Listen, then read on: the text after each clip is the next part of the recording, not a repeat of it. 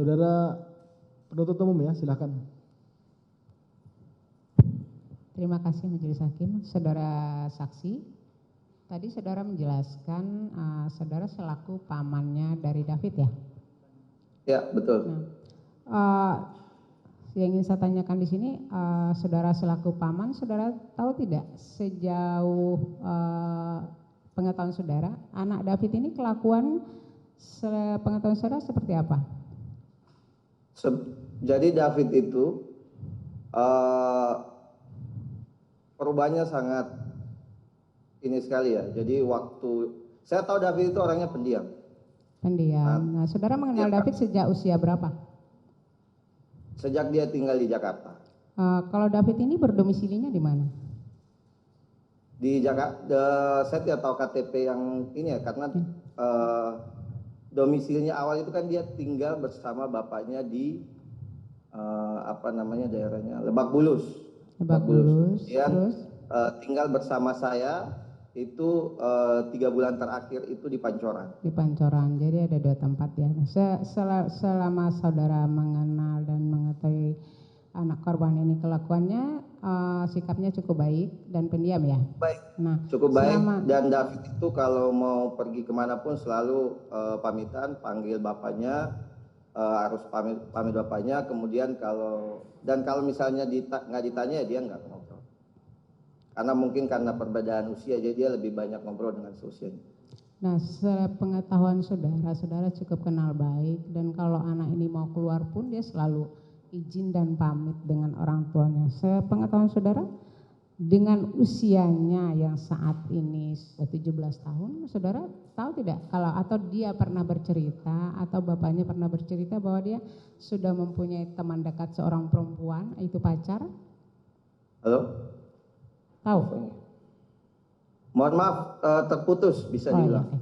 Sepengetahuan saudara, di usianya yang sudah 17 tahun saat ini, apakah dari anak David sendiri pernah terucap atau dari ayahnya pernah memberitahukan bahwa anak David ini memiliki atau sudah memiliki seorang pacar? Kalau dari David sendiri tidak, tapi kalau dari ayahnya iya. Sepengetahuan saudara, nama atau inisial yang disebutkan, saudara bisa? AG itu pacarnya, karena bapaknya hanya cerita kalau David ini punya pacar. Dan David itu selalu menceritakan kalau dia ini menyampaikan ke bapaknya, dan bapaknya sering sharing lah ke kita. Jadi sepengetahuan saudara, hubungan anak dengan bapak cukup baik dan terbuka dalam segala hal. Halo? Betul seperti itu ya. Nah, terus dengan adanya kejadian ini, pada saat saudara memberikan laporan ke polisi dan mengetahui anak David menjadi korban penganiayaan, saat itu saudara tidak tahu apa penyebab atau latar belakang dari anak korban David sehingga mengalami pemukulan dan penganiayaan. Saudara tidak tahu sebabnya apa?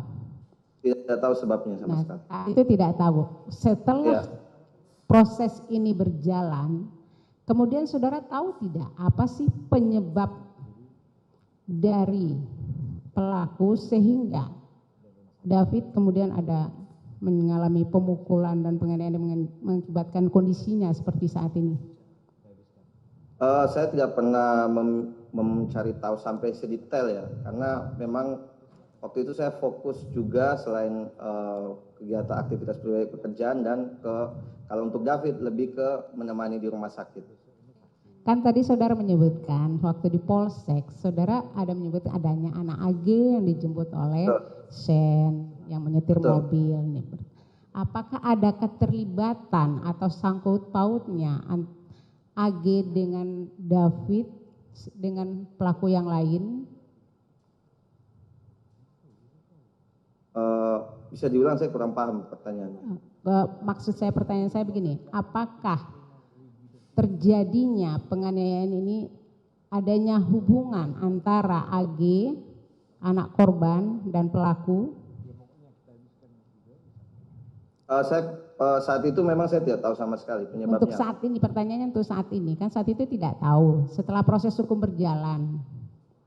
Oh iya, Ya, saya ada baru. ya. Nah, terus setelah tadi saudara sampaikan kepada majelis hakim bahwa pada saat saudara melihat kondisi anak David di rumah sakit, Iya, bagian muka kepalanya ini memang mengalami luka yang cukup parah, terutama sebelah kanan ya.